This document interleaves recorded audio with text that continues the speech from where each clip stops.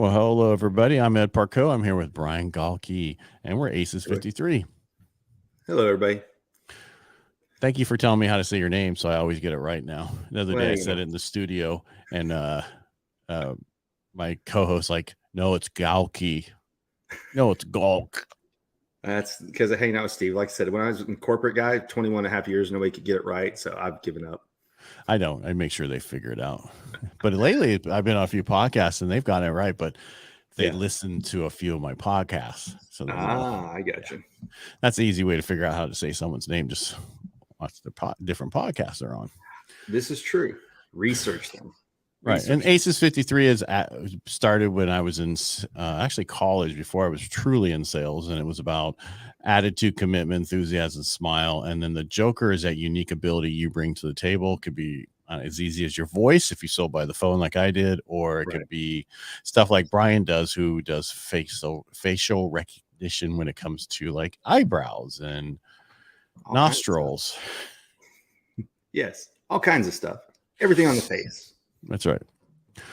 And so we just, we normally are Tuesdays is about aces, and then Thursday we do a Joker. We just kind of want to do a little recap of everything we've been going over the last few months, because man, it's June.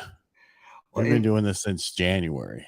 Yeah, and it also seems like with it being a holiday week, everybody's kind of off by a day. So even trying to find Jokers this week was a little bit tough, because everybody's like, oh wait, what day is it? Okay, what do I still have to do? I mean, this week has been, for me, it's like, it's before Friday. Once Friday gets here, I'm going to go, I need 2 more days to get caught up. Yeah. I'm excited because there's a bunch of events here in Dallas I'm going to go to. So one is Ryan Stewman's got something going on, and then Barb Allen and her group that we know through Steve Sims, they've got an event here in Dallas. So Martha's actually there this weekend also. Yeah, Martha's the MC. She just flew in on Wednesday. So yeah, or she flew in on Tuesday. So yeah. So anyway, Martha's I'm not such a name dropper as you are, so I don't know. Yeah. But yeah, Martha flew in. She's the co-MC, so I'm gonna try and go over there and visit them probably Friday night or Saturday afternoon while they're in town, because their event ends, and then Ryan's goes another day. So it's kind of a big weekend for Dallas in terms of people coming in to see different speaking events and stuff. It seems like a lot's going on in Dallas now with speakers and stuff. I think what it became, we were actually talking about this at the other event. After everybody got out of the lockdown, everybody wanted to fly everywhere. Well, then all of a sudden hotels had to jack up prices, and then airfares gotten jacked up too. So if you pick somewhere like Texas, we're right in the middle. So it's easy for West Coast people to get here, easy for East Coast people to get here. Hotels are still reasonably priced compared to other places and locations. And like in Seattle, I don't remember who we were talking to, but you had to show your card to get back in to another event in Seattle. And that was just last month. So what kind of card? Your vaccination card. Oh, really? Yeah. I don't remember who was saying that, but the West Coast, which I'm on, is kind of messed up. I mean, we're not bad right now in California, but Washington State and other Oregon, they're having their own issues. I don't want to get political. I get enough of that on my other shows. Right. But this is just about, it looks like Dallas could be the new Las Vegas without all the gambling. Because I saw yesterday on a show that they're making the stuff, they don't pay out as much in the casinos right now. Ah, that's interesting. They're making them tighter, I guess you call it. Right. They're not, they don't pay out as much. They're making it. So it's like, all right, so they're doing that now. And you go to Vegas for these events, and now they're doing that. Why even go to Vegas? Then let's have them somewhere else. Well, it used to be cheap rooms and cheap conference rooms, but that's not what I'm hearing. And even the events here in Dallas, I've seen them advertise what used to sell out quickly. People are having to do more and more follow-up because, we went through the lockdown. Then people could go to things and people want to get the hell out of Dodge, be around people again. And now people are concerned. Is there a recession coming or not? So people are not investing as much in going to events for fear of, money. What's my ROI? But this week alone, there was also 2 or 3 different virtual ones where, the cheaper the ticket is, the more stuff they're going to pitch you on, right? Or you pay a higher ticket and then they don't pitch you on it. So it's a one way or the other. But I saw 2 different ones of those, and I watched one of them. It was, I think it's $49 with the recordings. And so I'm like, why not? I'll just leave it on the background while I'm doing stuff around the house and we're not recording a show. So it's interesting the different ways that people are trying to reach out now. Because, you know, a long time ago, the only way was butts and seats. And then we went to Zoom, and then we went to, okay, let's do things virtually. Even Tony Robbins started doing his events virtually. And now people are kind of doing a hybrid. And what I have noticed is people who are trying to get butts and seats for an event, then the last probably like 3 to 4 days of the last week, they're like, hey, if you couldn't make it down, now we're going to offer the streaming option for $100 or something. But they definitely don't list that in the beginning, because then people won't fly down, because they'll look at it.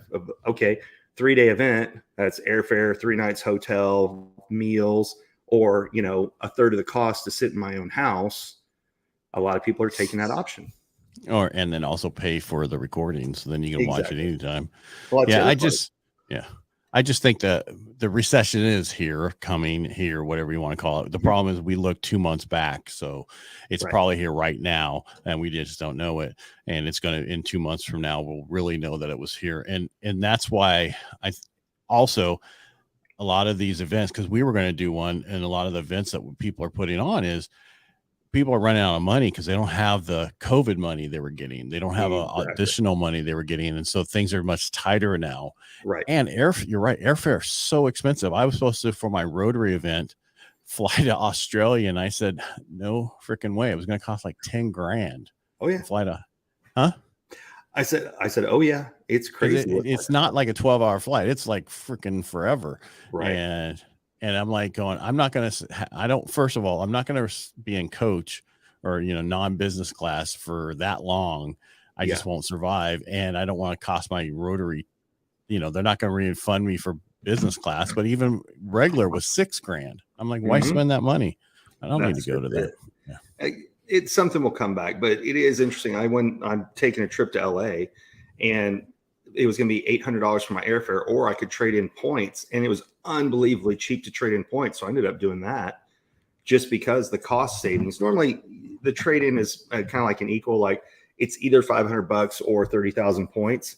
This one was $800 or 30,000 points. I'm like, points it is. So, you know, you gotta learn to play that game too. Yeah. So, I mean, but it's important to, you know, keep knowing more. You know, I looked at my industry. We had 40% less people keep their license this year. Really? Yeah. So we're at 60%. We really need to be at 35% of the amount of people who are in our industry last year. That's how bad it is nationwide, just because there's just not enough inventory and stuff like that. And so question is, what do you need to do? You need to become the authority in your industry as much as possible, whatever that means for you and how to get there. For some people, that is just being on TikTok, Instagram, doing their videos every day. You know, it's almost like a challenge 22. I mean, if you listen to the guy I sent you the other day, Gary Vandercheck or whatever his name is. Right. Gary V. He at one point he was like, you need to do 16 pieces of content a day. Right. I'm like, right. Or something like that's like, you know, that's where you have to have a whole team to handle that stuff, or VAs or that kind of stuff doing all that for you. Right. You need to be focused on marketing at this time, you know, and not hiding from it and not spending stuff. You need to be in front of people. My book is helping me drastically. I've given a lot away, and then they gave it to somebody else, and those people are calling me. Right. The amount of people right now that are offering online classes on personal branding you've seen a huge increase in it, because exactly what you said is, how do you stand out in an industry? Well, it used to be you just went to work for the best company, but now people have figured out, I need to promote me no matter who I work for, because then I can job hop, I can do pretty much anything, and, you know, it'll still be there, or, you know, my fan base or my client base will still be there, versus if I go from a big company to a small company, would they go with me? Now with personal branding, more so than ever. I think I got 3 different offers in my inbox today, and it's all about personal branding. We'll help you set up. Matter of fact, let me just pop it up because I was reading it. No, you don't need to. That's okay. Yeah. But I'm getting hit.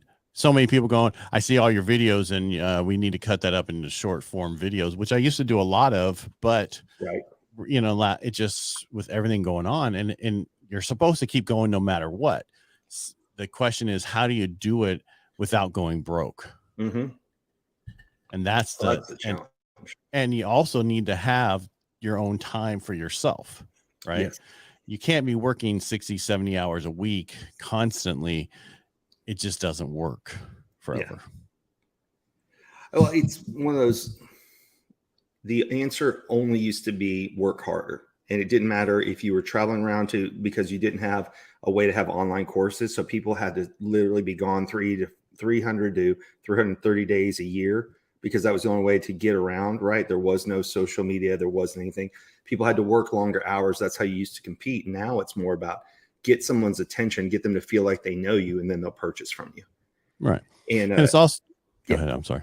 Oh, I was going to say, and then the big change, at least that I've seen from my perspective, is it used to be you bragged about being the biggest and the largest. And now I'm seeing more and more customers lean away from that and go, yeah, but then you treat me like a number, versus they're ready to go with smaller boutique firms for services than they are to go with the largest firm. Does that make sense? Yeah, totally. But also, like, being the authority in your industry, right? So I've been on radio for almost, in August, be 5 years. Mm-hmm. I do a lot of video. I did the book and stuff. So I'm truly could be considered authority in my industry. The problem with that is, on radio, people are afraid to call you. Because you got to, you know what I mean? And people like, can I, and it's like, yes. We talked about it today on the radio, where we are here for you. And it's so important to contact us. We're here for you. Call us. That's what we're telling you to do. And it's important, because sometimes people have, I think Steve said it, somebody's always a celebrity to somebody else, right? Yes. You never know that different level, because everybody could be different. For me, I could be around every actor, actress, whoever, and I don't care, because I grew up, around them when I was not younger, but when I grew up, in my 20s, I was around them in San Diego and LA all the time. So for me, it's not that big of a deal. One of the guys I want to talk about in the future, Jerry Acuff, just did a book with Jeremy Minor. He's the one I mentioned last Tuesday about, he's like the modern day Tom Hopkins. He's got that NEPQ questions and stuff. But Jerry Acuff said one time in an interview, I put my phone number on every one of my books and on my website, and nobody will ever call me. And so I called him one day, just like, is this really him? He's like, yeah. He's like, I'm really lonely. I write books. I'm successful. I train, but nobody ever wants to call and ask me for exactly what you said. People feel like once you're a celebrity, you're so far up here, people don't realize you're still a person. Right. Because I'll have people call me, and then I'll answer the phone. I didn't think you'd answer the phone, or I didn't think you'd call me back. I thought somebody else would call me. No, I tell you, I'm calling you. It's important. I'm trying to build and I've been building my brand, me personally, even with my own company. Right. Because you never know.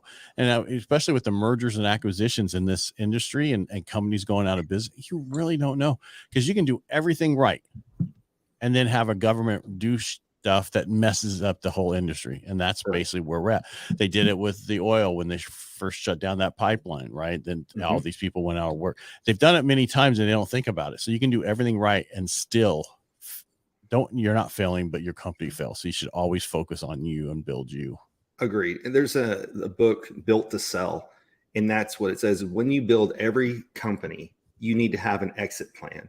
And that's one of the things I look at, like Tony Robbins, right? He's tried to slowly get there. Well, let's use, since we talked about Zig, like Zig didn't have a Zig number 2, and his daughter helped out a little bit. His son, Tom Ziegler, is running the company now, but there is no dominant force to take the stage after Zig was there. Now, he tried to kind of bring in Brian Flanagan, and Brian was good, but there wasn't the official handing off of the torch. And look at Tony Robbins. He's in the same boat. Like, Tony's getting older, and he has the one guy who's a fitness guy that comes in on days every other day with him, but he's had to partner with Dean Gracioso and some other people, Russell Brunson and them. But there is no, when you think of Tony Robbins, if it's not him, then people won't go. Does that make sense? Like, you got to figure out. It's his name. Exactly. The problem is when you build a brand with your name, and that is your company, is your name, you can't sell it because you lose your name.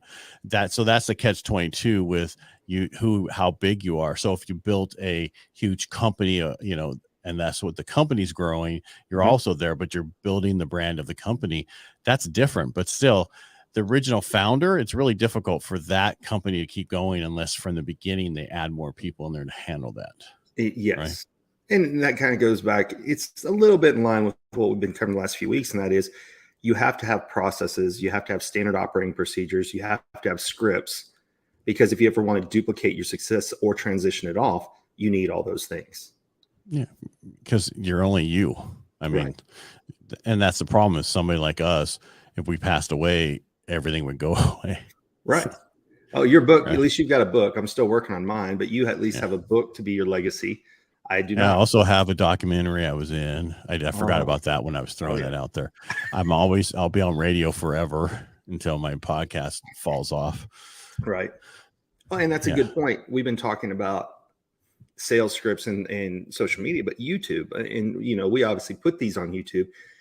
That's an interesting point, is when you put it on TikTok, Instagram, Facebook, you're fighting against the scroll, right?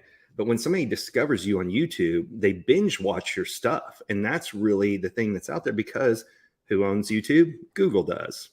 And, so Cosm will tell you, if you take the Google universe, that makes up it's larger than every other outside source combined. So people should be focusing on putting stuff on YouTube.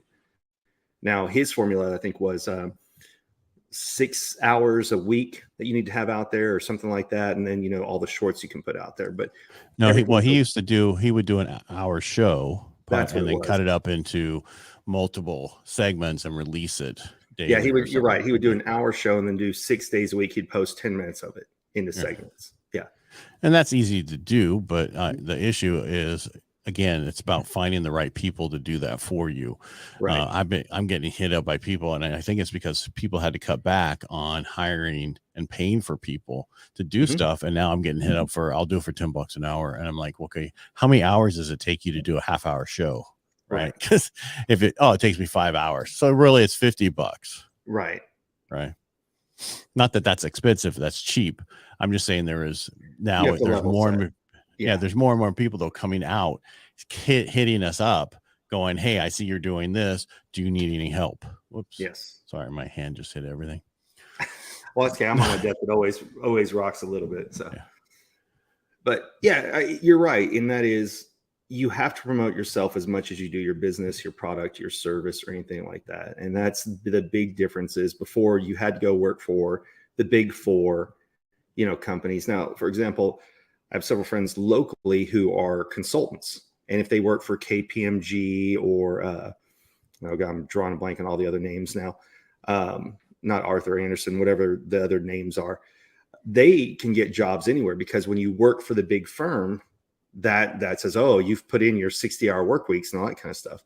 But in sales, you're only as good as your current product. It doesn't matter. If you said, hey, I was trained in sales at IBM, they'd pass, because that's an older selling technique. It's more like, have you worked for a small, nimble company? What, classes or courses have you taken? What books have you read? So the old being trained by Xerox or IBM, which was the gold standard for so long, doesn't really apply anymore, because things are changing so fast. Right. And it's just knowing but it's so much to build who you are. And constantly, no matter where you go, it should be about you. Mm-hmm. It's just harder when you're with a larger corporation. You got to ask permission. Right.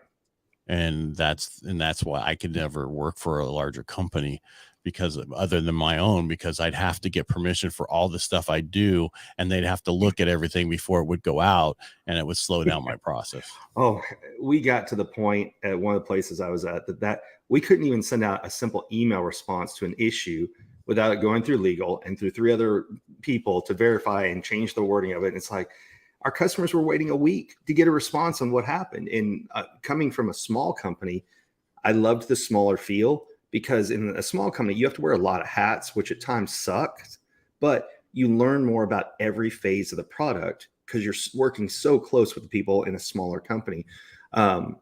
My ex-wife worked for 5 startups, and that's why she's freaking intelligent. She knows a lot about a lot, because when you work for those smaller companies, you have to be nimble, right? And when you work for a smaller company, you get known as a person who works for this versus working at, like, again, IBM or something like that. So it is interesting. I think one of the first sales books, and I don't know, we really talked about in here.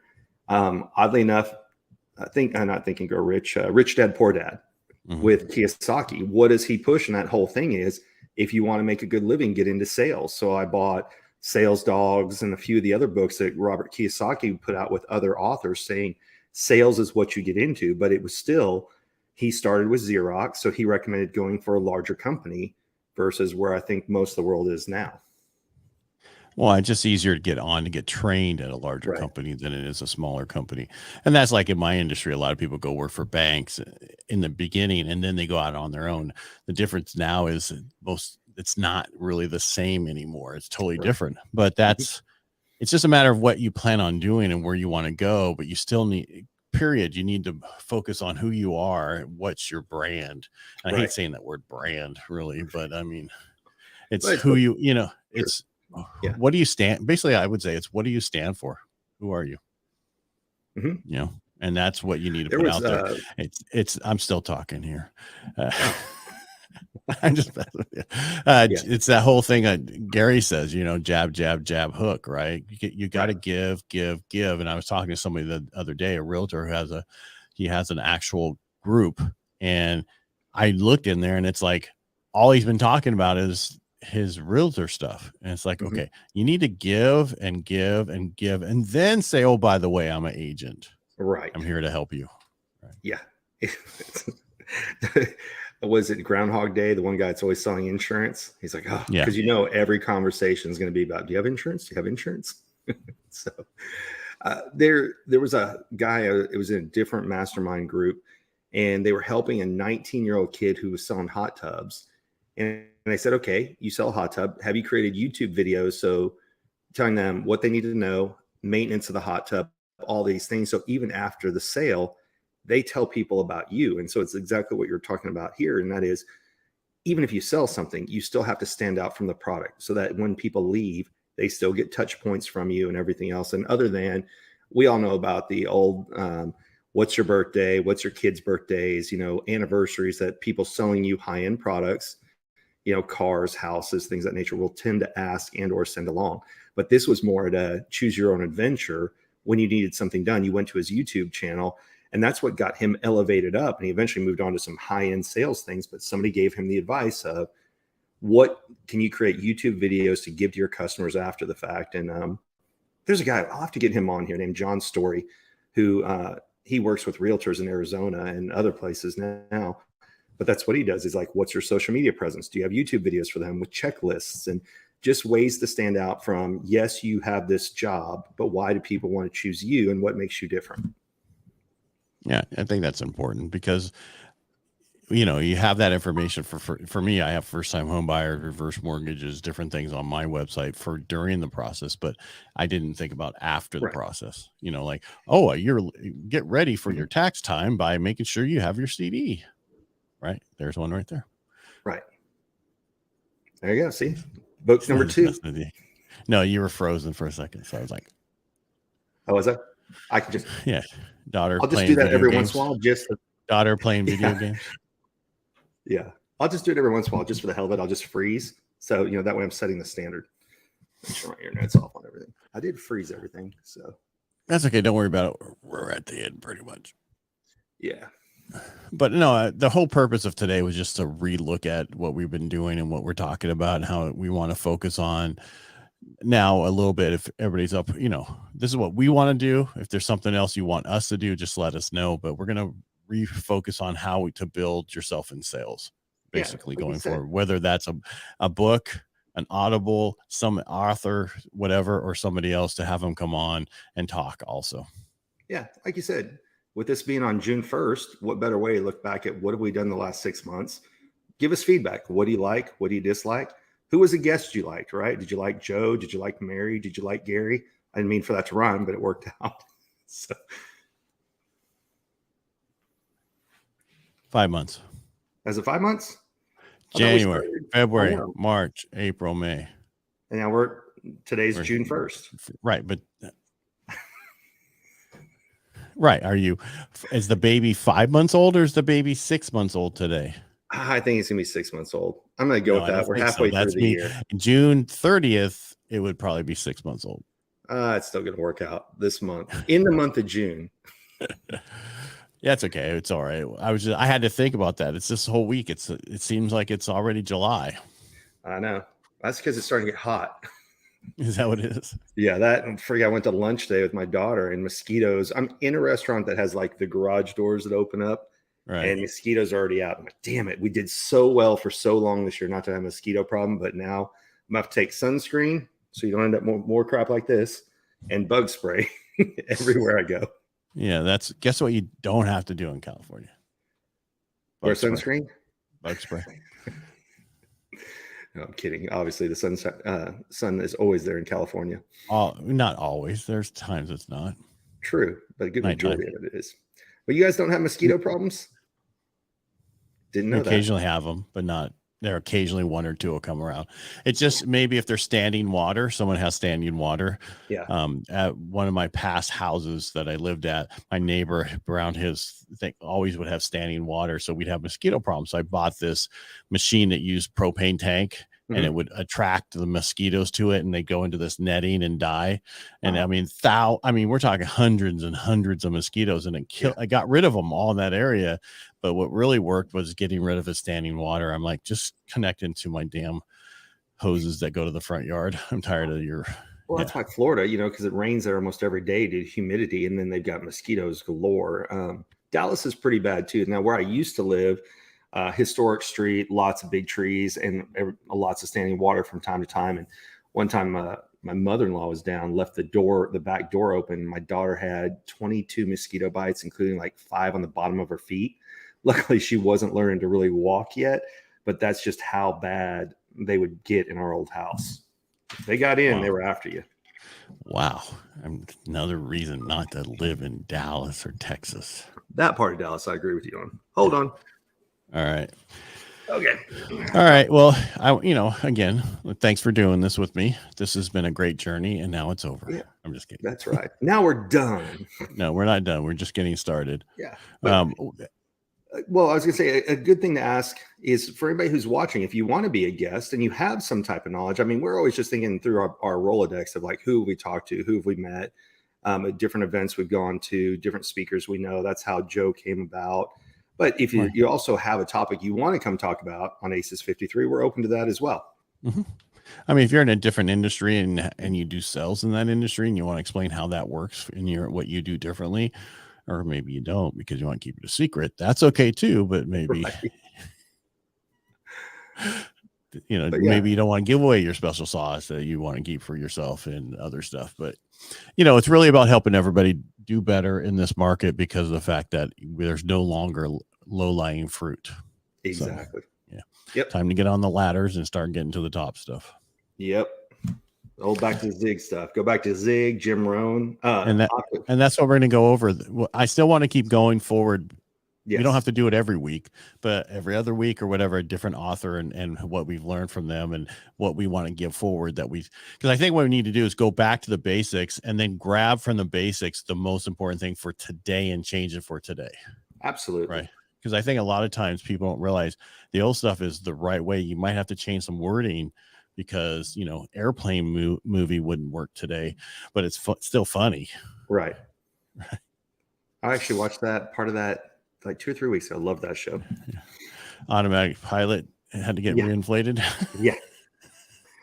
I make fun of my buddy Javier. He's a pilot. We'll go out. He's a captain.